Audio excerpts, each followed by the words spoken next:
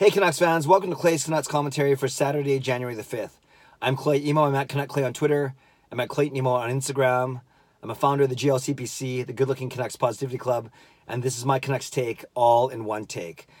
It's game day. Tonight the Vancouver Canucks take on the Toronto Maple Leafs in the center of the universe, 4 p.m. here, 7 p.m. there. A great time for, great start time for those of you who like to do stuff, watch an early game and then do whatever you do on a Saturday night afterwards. The Canucks will not be playing, will not have their superstar rookie, Elias Pettersson, in the lineup. We know that he was injured in the Montreal game on Thursday. And it's too bad that actually he got injured, not only because he's so good, which I'll get to in a second, but the fact that the Canucks just got healthy. They just got Brandon Sutter back, and then boom, in consecutive games, Josh Leivo goes out with back spasms, and Elias Pettersson out with his knee injury now. So hopefully they both Leivo and Pettersson especially get back soon, and then we can see what the Canucks can do with a truly healthy squad. So with regards to Pettersson, the good news is he's been doing interviews, he was seen around, he's been with his teammates, stayed in Toronto, got his MRI done yesterday, still waiting for results. But all accounts, and I'm not a doctor, I'd be making a lot more money than working for the church if I was a doctor, but I'm not a doctor, but everyone's saying that he looks good, he's saying that he feels good, doesn't have crutches, so maybe, I don't know if it's a bruise, a sprain, whatever it may be. Thankfully, it doesn't sound like it's going to be a tear or anything like that. So he's not playing tonight, obviously. And then they only got one more game next week, the Canucks do. And then, so really they only have 2 games in a span of 9 days, actually. So maybe it makes sense for him not to play today, not to play, I think their next game is on Wednesday. And then they don't play again until past next Saturday. So maybe it's a good time for Pettersson, the perfect time for him to get some rest. It might even be just missing 2 games for the Canucks, and then in essence still getting 2 weeks, almost 1.5 to 2 weeks of rest in. So we'll see. We'll see as soon as we hear official word from team doctors as to the results of that MRI. But we know that he's not playing tonight. But I think we are all thankful that it could have been a lot worse, and it's not. And everything, now that everything's calmed down a little bit, it happened 2 nights ago now, as opposed to just last night. All the rhetoric and all the vitriol and everyone mad at Kotkaniemi and thinking it was a dirty play and that he tried to injure him. Even Pettersson's come out and said that the two of them talked afterwards and that Kotkaniemi, I can't even say his name. You guys know that I can't say his name. That he apologized and that Pettersson accepted the apology as 2 young guys trying to, kind of outduel each other in an aggressive play. So we'll see if the talk, I think the fact that Pettersson coming back sooner than later, hopefully will quell a lot of that talk, and then we can get on to doing what Pettersson does. And that's getting back to scoring goals, to setting up plays, dekes, work ethic, all those things, back checking, because I want to see him play in the San Jose All-Star game.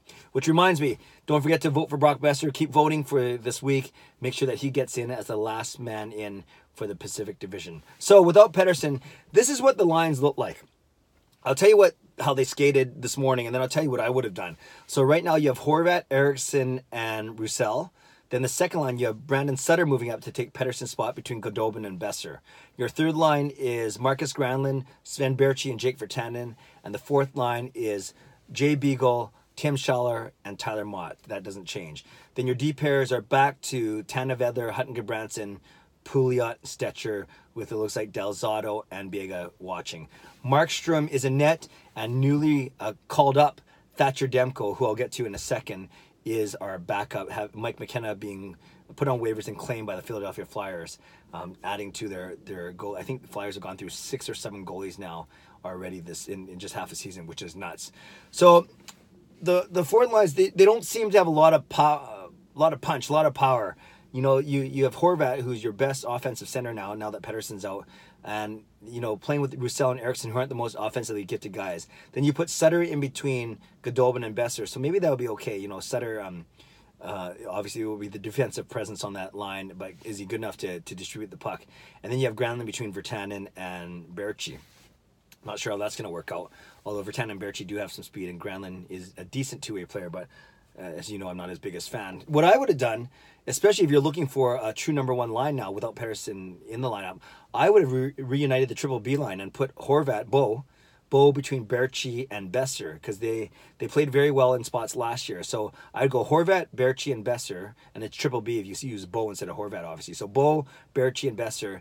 Then I would go a second lineup, either Sutter or Granlund between Goldobin and Virtanen. Get some speed, get some youth, and then whoever you don't use there, either Sutter or Granlund. Let's just say you put Sutter in between Berchi and Virtanen. Then your third line could be Granlund, Roussel, Eriksson, and then your fourth line is still Beagle, Schaller, Mott. That's what I like. Then you have a true top line. Then you have some potential with the second line with both Goldobin and Virtanen on that line, and then the third and fourth line is more of a checking line and a grinding line. Horvat is good enough to try and obviously elevate the play of other players, but you'd love to see him with more offensively gifted players. Eriksson used to be that, but we've seen it's not right now, and Roussel has his flashes. I would love to see Horvat playing with Berchi and Besser, and who knows, maybe if the Canucks are down or if Travis Green doesn't like the way the lines are rolling, maybe he does reunite that line. In fact, I'm going to make that prediction. I predict that by the third period, Bo Horvat will be playing with Sven Berchi and Brock Besser as the Canucks either try and break a tie or try and come back. I don't want them to lose, but if you see them behind and they need offense, look for that line to be reunited. So there's my hot take for today's video, is that Horvat will be playing with Berchi and Besser by the time the game ends. One other thing I want to talk about is the call-up of Thatcher Demko. It is now, I think we're seeing clearly that this is the plan going forward, is to have Demko up here for the rest of the season as the backup to Markstrom. Maybe he gets in between 10 and 15 games between now and the end of the year. Then, as I've talked about many times, next year it'll be Markstrom and Demko as their tandem, and it'll be Markstrom's last year. So how Markstrom plays next year, how Demko plays next year, will determine what the Canucks decide to do with Jacob Markstrom at the end of next season. I've said it before, I have it on good word that Canucks management is very high on Thatcher Demko, very high on Demko, speaking of him as hoping to have a Luongo-like impact on the franchise, which would be huge.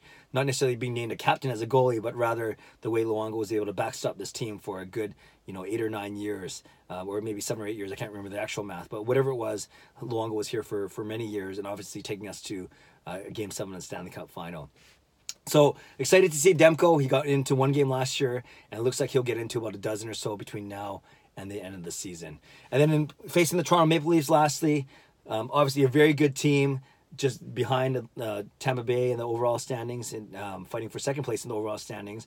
Too bad Tampa's in their division. That's always going to be challenging for Toronto. But we know how deep they are down the middle with Tavares and Matthews and Kadri. We know obviously how Mitch Marner's playing, Caspin and Johnson, all those guys, Brown. You saw Patrick Marleau playing his 5,000th NHL game today. So they got a lot of skill, obviously, up front. Their D has been good with Riley, of course, leading the way, in Gardner, and their cast of characters behind them. Very consistent, very hardly any injuries for Toronto throughout their lineup for this entire season, especially compared to the Canucks. And in net is where the Canucks may be able to do some damage, because Frederik Andersen back to practicing, Garrett Sparks not playing. So now it's Michael Hutchinson, recently acquired.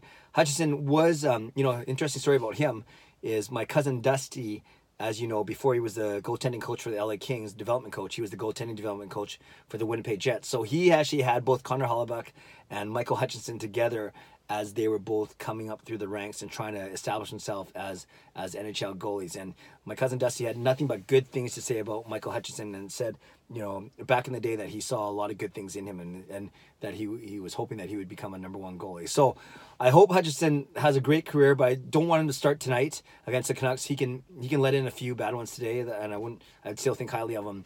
And then he can go on his merry way and be good starting tomorrow once the Canucks get through with him, because I think we're going to need all the help we can get without Pettersson. Lastly, it's another reason why it's too bad Pettersson's not playing tonight is because we remember the Magic, the showdown I think it was last January actually, when it was Brock Besser's first trip through Toronto, and the memorable duel he had with Austin Matthews, and the pointing and the shouting at each other. Obviously, both players that came up through the American system together, which is kind of cool. So we are robbed of yet another Canucks rookie debut in Toronto tonight because of the injury to Pettersson. But it would have been cool to see, something like a Besser, Horvat, and Pettersson go against their equivalents, I guess, of Matthews, Tavares, and Marner. But we will have to wait for that matchup. We will have to see how the Canucks do. I hope they win. Otherwise, I got to write 2 stanza haiku for Arcade Regiment, for producer guy Phil there on Twitter. Make sure you subscribe to his videos. Arcade Regiment does some really great stuff, Toronto-based, and yeah, we'll see who has to write a haiku, a 2 stanza haiku after the game. So there you go. There's been a lot there. Leave a comment below, as always. I'd love to hear what you think of how the Canucks are going to do without Pettersson. What's your prediction for the game? Do you like the lines that Travis Green's put together? Do you agree with my prediction that it could be Besser, Bo, and Berchi by the end of the game playing together? Are you excited about Thatcher Demko? And what do you think of this Toronto Maple Leafs team while we're at it? Do you think they have what it takes to get out of the Atlantic Division? Do you think they can ultimately get past Tampa Bay in the playoffs, presuming that they both win their first round series? Long way to go for that. Vote for Besser, NHL All-Star, last man in, and enjoy the game tonight. Leave a comment below. I'd love to read, react, and reply. As always, subscribe if you'd like to, like this video if you'd like to. Enjoy the game. Have a great day. God bless, and go Canucks go.